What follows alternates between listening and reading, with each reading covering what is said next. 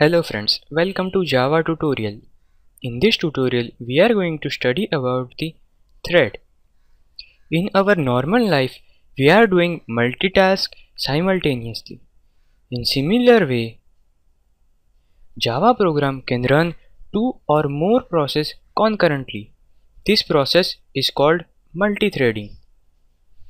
Each part of such a program is called thread. Now, let's go through the thread. The thread runs independently or along with other threads to execute a task. It is a sequence of execution within a program. Java program must have at least a single thread to execute the process. Java runtime system depends on the thread, but the working of thread is depends on thread's lifecycle. Now let's take a look at the thread lifecycle. Thread may be in any of the state like ready state, running state, waiting state or dead state. First, ready state. If thread is ready to execute, it means it's in ready state. When thread gets access of CPU, then it turns from ready state to running state. Next, waiting state. Sometimes thread wait for some actions. When that actions are completed, then thread can be run. Thread may be in sleeping or suspended or blocked state. It is called waiting state. Running state. Thread is running through CPU. When thread gets access of CPU, at that time thread is in running state. Dead state. When the running process of thread is completed, that means thread in dead state. Thread and throwable class contains many methods. Here this is the list of methods. GetName.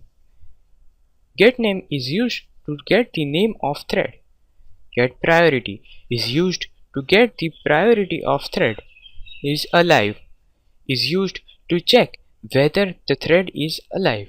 Join is used to wait for terminate. Run method. This is the entry point of thread from which thread is executing. Sleep. Sleep is used to suspend for period of start. It is used to call the run method. Now let's take a look how to create thread using extending class.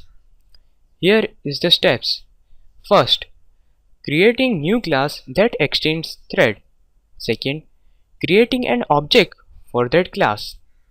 Third, then overrides the method run, which is the entry of new thread. Then it calls the method start to begin the new thread. This is the simple structure of thread. Here the public is keyword, thread is keyword, thread name is the name of thread which belongs to string. To clear your idea about thread, let's go through the example. This is the example of thread. Here the class thread1 is extending class thread.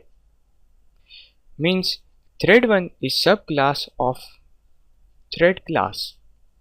Here the run method which is used to execute the thread.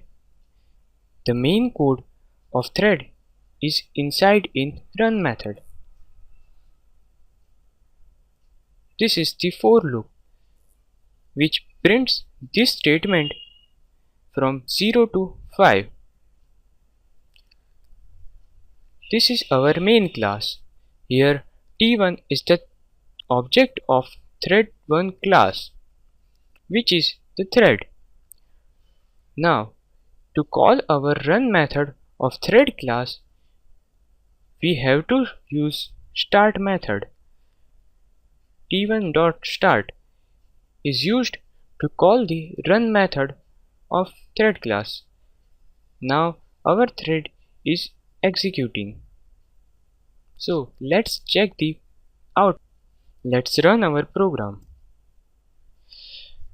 While running our program, thread is working. Here, these statements come from the run method. So, I hope now you have clear idea about thread.